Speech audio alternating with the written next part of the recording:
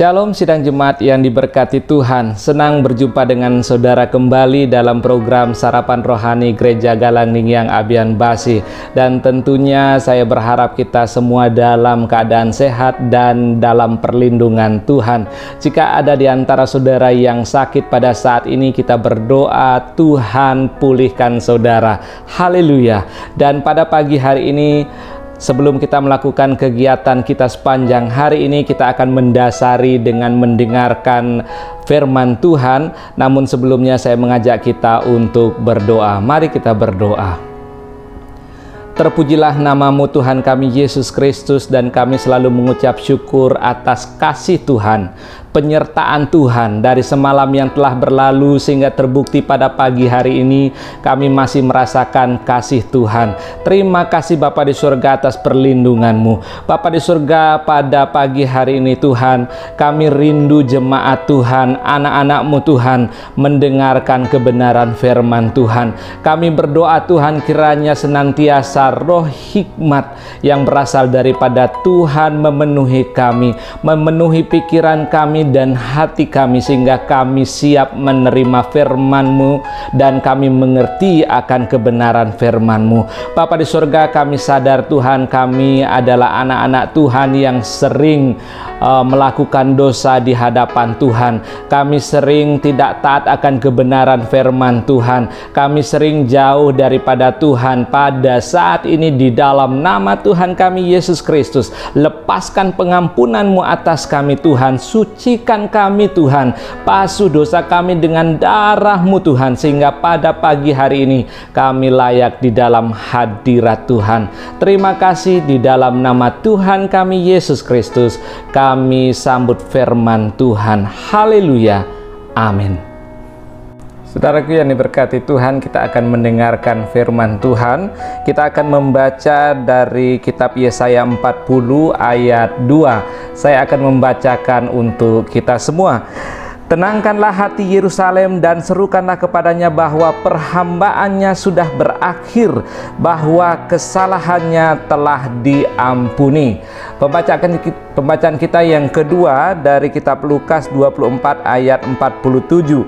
Dalam namanya berita tentang pertobatan dan pengampunan dosa harus disampaikan kepada segala bangsa, mulai dari Yerusalem. Saudaraku, judul firman Tuhan pada pagi hari ini diberi judul keselamatan hanya dalam Yesus. Sekali lagi, keselamatan hanya dalam Yesus. Dari kitab Kisah Para Rasul 4 ayat 12 berkata, dan keselamatan tidak ada di dalam siapapun juga selain di dalam Dia, sebab di bawah kolong langit ini tidak ada nama lain yang diberikan kepada manusia yang olehnya kita dapat diselamatkan. Inilah sebuah perkataan Petrus yang menjadi penguat bagi iman umat percaya. Semua orang percaya pasti meyakini kebenaran iman ini, bahwa keselamatan hanya dalam Yesus. Dan tentunya ayat ini membuat kita begitu optimis kalau Allah dalam Yesus adalah Allah mau berkenan memberikan pengampunan dan keselamatan bagi umat percaya. Saudaraku yang diberkati Tuhan, Tuhan tidak ingin kehidupan manusia ciptaannya terus berada dalam bayang-bayang dosa. Tuhan mau kehidupan manusia kembali pada relasi yang baik dengannya, kembali hubungan dipulihkan dengannya, dalam hidup yang seolah tidak berpengharapan saat berada di tanah pembuangan. Tuhan meminta Yesaya untuk menyampaikan harapan besar. Tenangkanlah hati Yerusalem dan serukanlah kepadanya bahwa perhambaannya sudah berakhir, bahwa kesalahannya telah diampuni. Inilah kabar keselamatan, kabar sukacita yang memberi harapan baru. Tuhan hendak menyelamatkan kehidupan umatnya Israel dari keberdosaan dan memberikan perjanjian abadi yang akan memberikan kembali jalan kebenaran untuk memperoleh keselamatan. Kehadiran Yesus Kristus di dunia ini adalah untuk menjalankan misi Allah melalui karya keselamatan. Yesus saat berjumpa kembali dengan murid-murid menegaskan kembali bahwa Mesias yang juga adalah dirinya memang harus mati dan bangkit supaya manusia dapat menikmati keselamatan. Lebih dari itu, mereka harus menyampaikan bahwa keselamatan itu hanya ada dalam Yesus.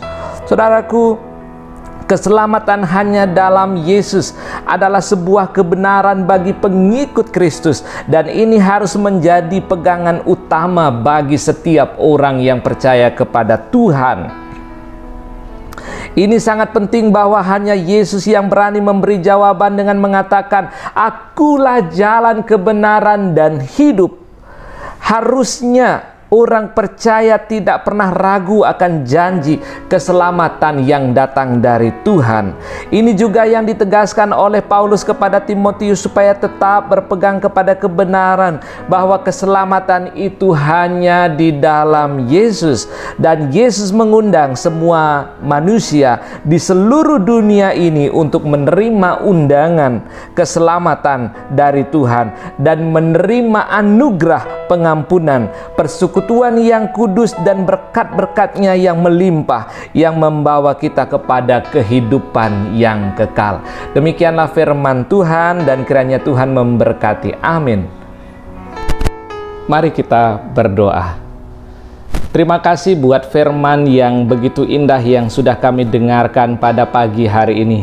Bapa di surga, dengan iman kami berkata bahwa Engkaulah satu-satunya Tuhan dan Juru Selamat kami. Tuhan, Engkau mampu memberikan keselamatan di dalam hidup kami. Terima kasih Bapa di surga, dan jangan biarkan kami selalu jauh daripada Tuhan, tetapi Tuhan selalu mendekatkan diri, dan kiranya kuasa-Mu Tuhan selalu beserta akan kehidupan kami. Terima kasih Bapa di surga. Pada pagi hari ini kami siap, jemaat Tuhan siap untuk melakukan aktivitas panjang hari ini.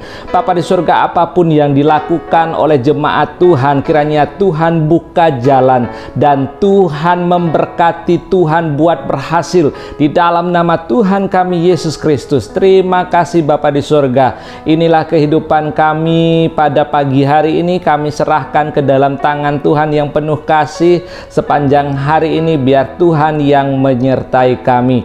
Di dalam nama Tuhan kami Yesus Kristus kami berdoa. Haleluya. Amin. Sidang jemaat yang diberkati Tuhan, selamat melakukan aktivitas panjang hari ini, dan Tuhan Yesus memberkati kita.